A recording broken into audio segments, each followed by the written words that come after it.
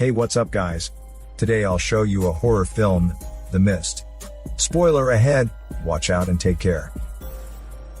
Someday in a local town of Maine, the United States, the artist David takes shelter in the basement with his wife and son during a severe thunderstorm.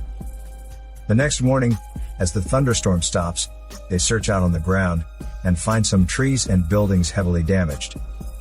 What's weird, they notice a thick mist advancing over the lake. Believing that people would rush to grab their food supplies after the disaster, David decides to leave for the supermarket downtown, together with his son and the neighbor, who's also worrying about the food shortage in the coming days. On their way, they sense something may go wrong, as the military convoy is racing back to the military base. Inside the crowded supermarket, they rush to grab the supplies and line up for the checkout. As a firefighter races through the street, an officer comes to the store and commands the 3 shopping soldiers to return to the military base for some emergent duty. But right at that time, a siren sounds loud, drawing everybody's attention from their shopping. An old man runs into the supermarket in a panic and warns people of a danger lurking in the mist. Not knowing what had happened though, people retreat inside and close off the supermarket immediately. As the mist is spreading rapidly and envelops the store soon, those left outside are screaming out loud in fear and despair. A violent earthquake occurs suddenly, but stops very soon, causing no harm to the people though. Feeling it's safe outside, a mother insists on leaving for home to take care of her kids, despite all others trying to stop her for her own safety. She then disappears into the thick mist, while the remaining choose to stay inside and try to call for emergency, but to no avail due to the power outage. Later, David searches the store area for anything useful, but only finds a broken emergency generator. Meanwhile, he's alerted by something's knocking violently against the rolling shutters from outside.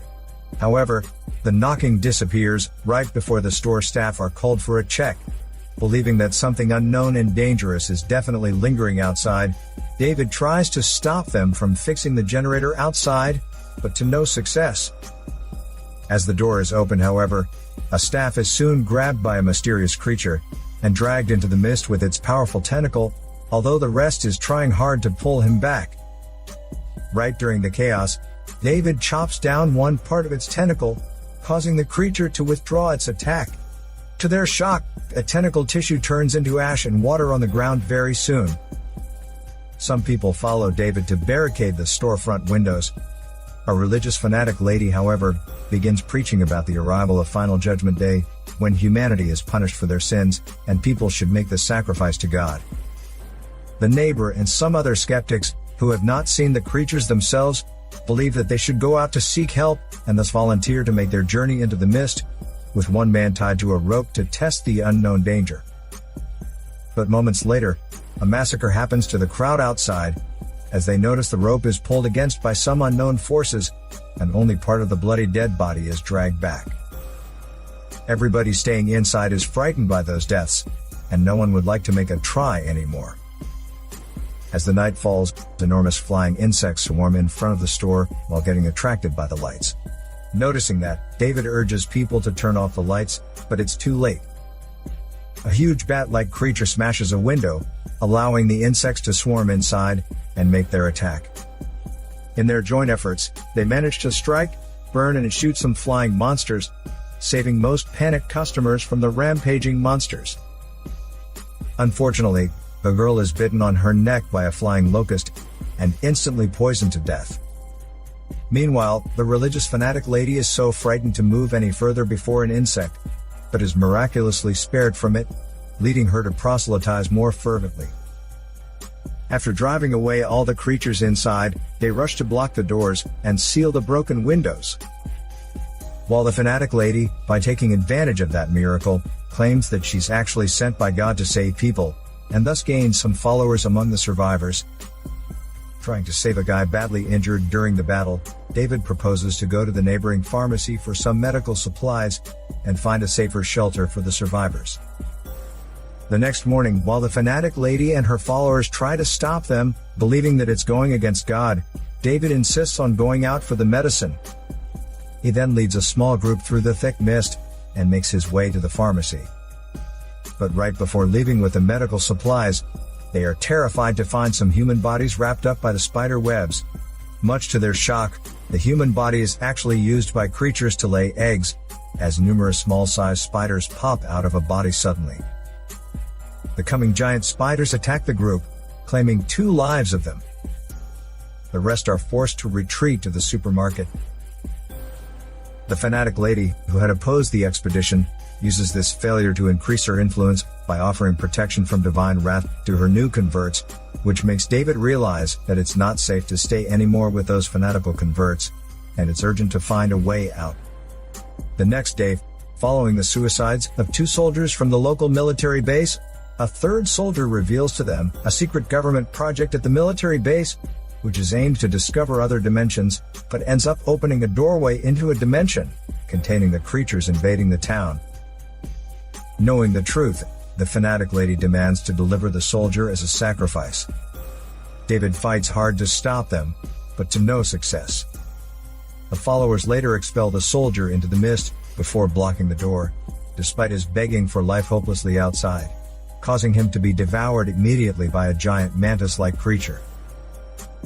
The next morning, David and his group prepare to leave the store, but are stopped by the fanatic lady, who demands that his son be delivered as the next sacrifice. Trying to stop her insanity, David and his group stand up to confront her fanatical followers. And a fierce fight between human survivors inside is around the corner. At that critical moment, however, the fanatic lady is shot dead by a man, who then threatens her traumatized followers into standing down, thus allowing the group to escape. While outside in the thick mist, 2 are entangled and devoured soon by the colossal creatures. In a panic, the remaining 5 take shelter in a car and leave slowly through the mist, while the people left inside are staring at their departure in despair, fear, and regret as well. After a long adventure through the mist, David finds his home destroyed and his wife dead. In great sorrow, he drives away from the devastated town, passing a colossal 6-legged beast and eventually running out of gas. Seeing the human world is totally doomed, with no means to escape the endless mist, and no hope for any rescue as well, the group decides to end their lives for their last remaining human dignity. Knowing that there are only 4 bullets left for 5 survivors in the car, David shoots his son and the other 3 first, before leaving the car, attempting to be taken by the creatures. Moments later, however, David is shocked to discover the approaching near of the U.S. Army, rather than the creatures. The army begins to purge the creatures and restore order. As the mist dissipates slowly, David sees the soldiers have also rescued those staying at the store, including the mother, who left home at the very beginning to get to her kids.